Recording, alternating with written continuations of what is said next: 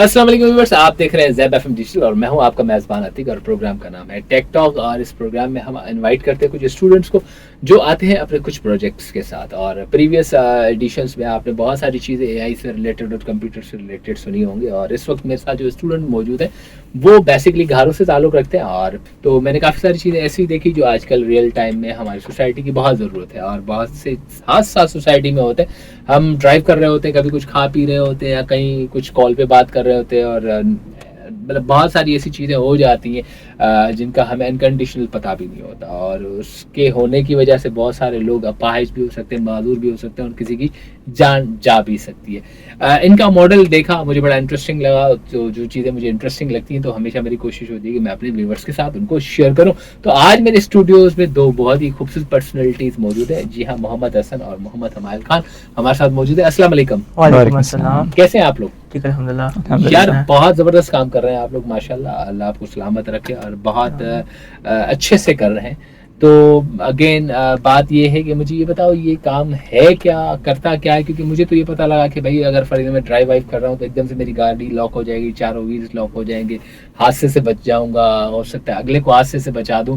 क्योंकि most of the time हम जब ड्राइव कर रहे होते हैं तो पाकिस्तानी ना कोई फर्क नहीं पड़ता, कॉल पे बात कर रहे हैं, खा पी भी रहे हैं, 10,000 चीज़ें हैं, या पीछे से सामान उठा रहे हैं बैक सीट से, कुछ इस तरह की हरकतें हमाकतें हम करते हैं। तो क्या फंक्शन है इसका? इसका फंक्शन ये है, जब आप ड्राइव करें बेसिकली अगर जैसे आपका ध्यान, जैसे आपने बोला बहुत सारी जो होते हैं उनका ध्यान बढ़कर डिस्ट्रैक्टेड होते हैं या कोई ना कोई काम करते हैं या मोबाइल बात करते हैं, तो आप चलाएं खुदा से आगे कुछ आ जाए तो वो खुद ही जो उसका सिस्टम है ऑटोमेटिक ब्रेक डाल कर देता है, जिससे जो ना आगे भी कोई बंदा हो तो उसको भी नुकसान नहीं होगा और आपको भी नहीं होगा। Very nice. और इससे जिससे ये रुक जाता है, इसके भी मोबिलिटी में आपको मतलब फर्क पड़ता है। ये आपके रियल लाइफ एग्जाम्पल बहुत काम का ही है। अच्छा, अगेन हमारे मुझे ये बताओ कि भाई आइडिया आया क्यों, क्या जरूरत थी, क्या ऐसा हो गया, क्या मतलब तुम वाकई इतनी रफ ड्राइव करते हो या फिक्र न फाका ऐशकर काका वाली ड्राइव करते हो जो तुम्हें इस तरह का मामला पेश हो सकता है? एक्चुअली हमारे पास भी जो गाड़ी है उसके अंदर ये फीचर पहले से मौजूद है, तो मैं बड़ा इंटरेस्टिंग लगा कि ये काम किस तरीके से करता है ये चीज़ें।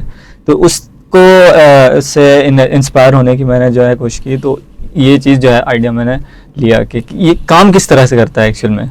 सही, मतलब उसकी फंक्शनलिटी बिल्कुल। अच्छा, इसकी फंक्शनलिटी किस तरह काम करती है, मैं आप दोनों से ही पूछना चाहूंगा। क्योंकि मुझे तो ये नजर आ रहा है कि दो आंखें बनी हुई है जो कि ब्लू कवर के अंदर है, नीचे एक बोर्ड बना हुआ है, फिर दो अलग से शीटें लगी हुई है, टायर लगे हुए हैं, मोटर लगे हुए हैं और शायद बैटरीज भी हैं इसके अंदर। तो क्या क्या है, थोड़ा सा आप हमें समझाएं। इसमें एक मोटर ड्राइवर है बेसिकली, दूसरा HC05 मॉड्यूल है और तीसरा इसमें आर्डिनो है। और हमने जो आँख आप देखो वो अल्ट्रासाउंड सेंसर यूज़ किया, वो बेसिकली ऑब्स्टेकल डिटेक्टिंग के लिए है, जिसकी मोबिलिटी जो हमने की है वो सर्वो मोटर से की है। और इसके लिए जो ब्लूटूथ जो होता है वो जो रिसीविंग होता है, जिसका एक ऐप कंट्रोलर है जिसे वो रिसीविंग करता है सिग्नल वगैरह जो मूवमेंट होती है। आर्डिनो जो होती है वो एक मेन बॉडी है, जिसके मतलब वो साथ जो मोटर ड्राइवर है, ब्लूटूथ जो सेंसर है वो आपस में कनेक्ट करके रखते हैं और मोटर ड्राइवर भी जो सिग्नल्स है ना वो उसको एमिट्स कराता है। That's nice. इसको सोचने में समझने में काफी सारे दिन लग गए होंगे, फिर ये सारा सामान इकट्ठा करना, ये वो सारी चीजें, और इसको फिर बनाने में अलग टाइम लगा होगा। तो क्या 2-4 महीने लग गए या उससे ज़्यादा लगा? अगेन आपके इस प्रोजेक्ट में आपके सुपरवाइज़र कौन थे और उनका क्या कंट्रीब्यूशन है आपके इस पूरे प्रोजेक्ट में? बेसिकली हम जो ग्रुप मेंबर्स है वो 5 हम फ्रेंड्स थे, इसमें से जो हम दो वो इंचार्ज थे और हमारे सुपरवाइजर थे वो सर गुलाम होते सर, उन्होंने हमें हेल्प किया है। जिसमें हमें कोई मिस्टेक्स हुए थे, हमें जो कोड्स वगैरह थे इसमें इम्प्लीमेंटेशन या कोई चीज़ और इसमें से हमें कोई जिसमें रुकावट आ रही थी ना, उसमें हम सर से हेल्प ले, तो वो हमें सुपरवाइज करते जैसे आप आगे कौन सा स्टेप ले सकते हैं, इसमें सर ने हमें हेल्प की है। अच्छा, कितना टाइम लग गया टोटल इसको बनाने में? इसमें हमारा 1 मंथ से 1.5 मंथ हो गया, क्योंकि पहले रिसर्च भी करनी होती है, फिर कंपोनेंट्स परचेसिंग करने होते हैं, इसके बाद फिर बॉडी बनानी होती है, फिर टेस्टिंग करते हैं कि इम्प्लीमेंट हुआ नहीं हो रहा, सही वर्क कर रहा है नहीं कर रहा, तो उसमें आराम से हमें मंथ या 1.5 मंथ लग गया था। अच्छा, माशाल्लाह, बहुत अच्छा, और अल्लाह आपको और भी आगे कामयाब करे। अगेन ऑब्वियसली सब चीज़ें करने के लिए एक अच्छी लैब चाहिए होगी और उसकी फैसिलिटेशन होंगी। तो मैं पूछना चाहूँगा कि ज़ैबिश के अंदर जो आपकी लैब्स हैं वो कैसी हैं और फैकल्टी कैसी है, वहाँ का स्टाफ कैसा है, एटमॉस्फेयर कैसा है? अल्हम्दुलिल्लाह वहाँ के जो फैकल्टी है वो भी सपोर्टिव है और हमें मतलब एक लैब भी है जहाँ पे हम मतलब जो लैब है उस जो हमारे कोर्स है स्पेसिफिक, वो एक हमारा रूम होता है तो उसमें हम वर्क करते हैं और वो हमें सपोर्ट भी करते हैं कि आप ये इंस्ट्रूमेंट्स भी वहाँ पे होते हैं, जिससे वॉइस वगैरह में कोई हेल्प चाहिए होती है तो वो हमें सुपरवाइज करते हैं। सही। अच्छा, तुम्हारा कैसा एक्सपीरियंस रहा लैब्स वैब्स करने का? शमाइल? मतलब मुझे कुछ मतलब कोई शिकायत का मौका नहीं मिला, क्योंकि लैब्स के हिसाब से भी और हेल्प के हिसाब से भी सुपरवाइज तो ऑब्वियसली हमारे जो सुपरवाइजर बहुत ज़्यादा हेल्प कर रहे थे। और लैब्स की जहाँ तक बात है तो बहुत ज़्यादा वो एडवांस्ड बनी हुई है, हर चीज़ की जो है फैसिलिटी वहाँ पर मौजूद है। तो हमें किसी चीज़ की जो है वो शिकायत का मौका नहीं मिला कि ये चीज़ हमारे पास जो है अवेलेबल नहीं है। सही। अच्छा, अगेन बहुत सारे ख्वाब होते हैं, जब जैसे कि जैसे आपने बताया बनाया, तो आपका भी शायद कहीं ना कहीं ये होगा कि यार ये ख्वाब की तरह बन जाए तो ज़बरदस्त, ठीक है। तो बचपन से लेके इस वक्त तक, यानी कि आप स्कूल में थे तो आपका क्या ख्याल था, आपको क्या बनना है, फिर कॉलेज में आए तो क्या ख्याल था, और अब जब सीएस कर रहे हैं तो क्या सोच रहे हो आगे क्या बनना है?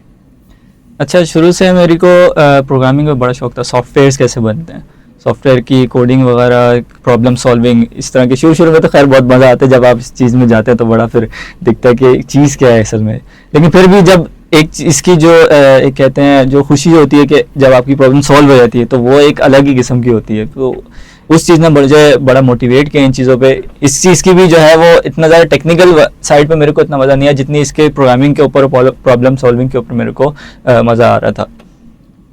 तो क्या लगता है कि तुम्हारी फील्ड कैसी है, आगे क्या बनने जा रहे हो? फील्ड तो सही बात बताऊं तो मेरे को अभी बिल्कुल कंफ्यूज हूँ मैं अपनी फील्ड के बारे में कि एक्चुअल में, क्योंकि आपको पता है प्रोग्रामिंग एक बहुत वाइड फील्ड है, आप किसी तरफ भी जा सकते हैं। तो देखते हैं आगे जाके कहाँ चलते हैं। आपका क्या ख्याल है? मेरा भी यही ख्याल है, अभी तो इन पे CS वगैरह करें, आगे जाके मैंने AI का सोचा हुआ है, जिसमें CS हमें वेरिटीज मतलब बैकग्राउंड प्रोवाइड करते हैं, आगे जाके हम कौन सा परस्यू करें।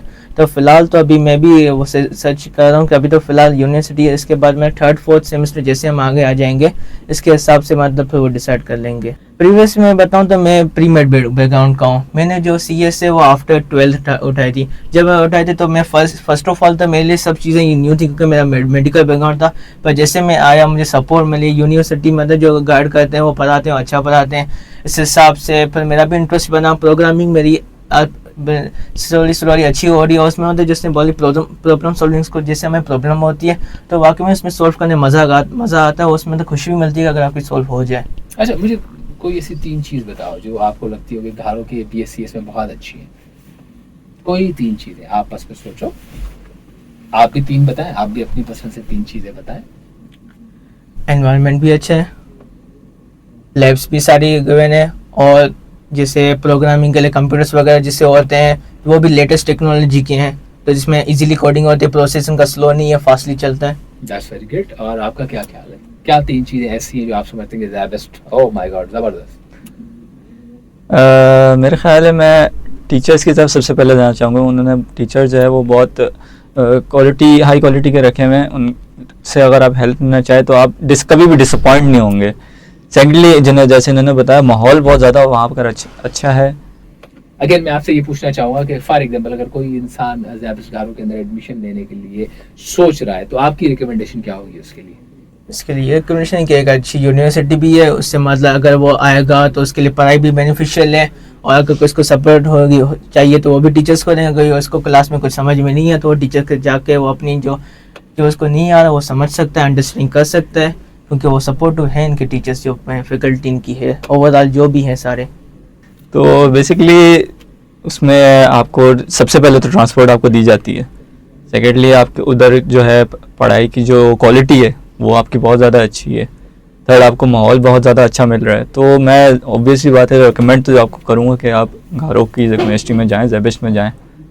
That's very great. और मैं आपसे ये रिक्वेस्ट करूंगा, अगर इस प्रोजेक्ट्स में आपको नजर आता है कि पाकिस्तान बहुत आगे बढ़ रहा है और तरक्की कर रहा है और जिद्दत को अपना रहा है, तो जी हाँ, अपने कमेंट से ज़रूर आगाह करें, कमेंट्स बॉक्स में अपने इजहार ख्याल करें। और आप चाहते हैं इनको अप्रिसिएशन देना तो आप अप्रिशिएट करें, क्योंकि स्टूडेंट्स को अप्रिसिएशन की सख्त ज़रूरत होती है। और इसी के साथ मेरे प्रोग्राम का टाइम अपने इख्तिताम पे जा रहा है, तो you both are thank you so much कि आप लोगों ने हमें ज्वाइन किया, और इंशाल्लाह ऑल द वेरी बेस्ट कि आप लाइफ में बहुत आगे जाएंगे। And then again, stay tuned. This is ZebFM Digital.